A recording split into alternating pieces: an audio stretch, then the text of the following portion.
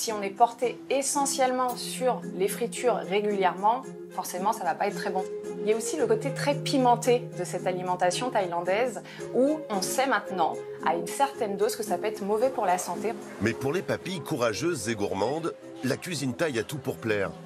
Un mélange des genres, des techniques et des influences qui en fait la cuisine fusion par excellence.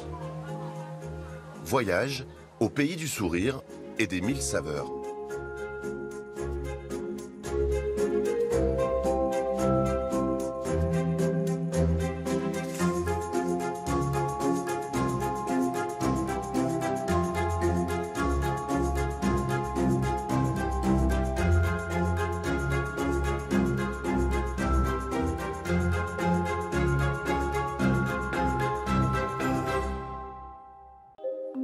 Sandra Ferreira est diététicienne nutritionniste à Flins, en région parisienne.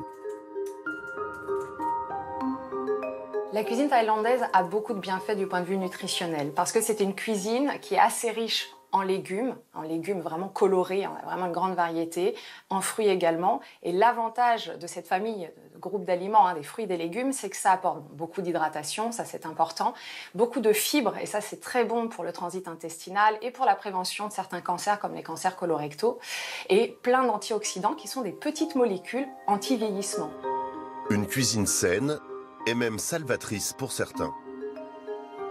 Un autre aspect positif de la cuisine thaïlandaise, c'est que c'est une cuisine, si vous êtes intolérant, une cuisine sans lactose, naturellement, puisque c'est un produit qui n'est pas utilisé, on n'utilise pas des produits laitiers en tant que tels dans la cuisine thaïlandaise, et c'est une cuisine sans gluten, parce que la base de l'alimentation, c'est le riz, c'est-à-dire que même les nouilles sont des nouilles de riz, et dans le riz, il n'y a pas du tout de gluten, donc c'est vrai que cette cuisine est intéressante pour les intolérants au gluten et au lactose.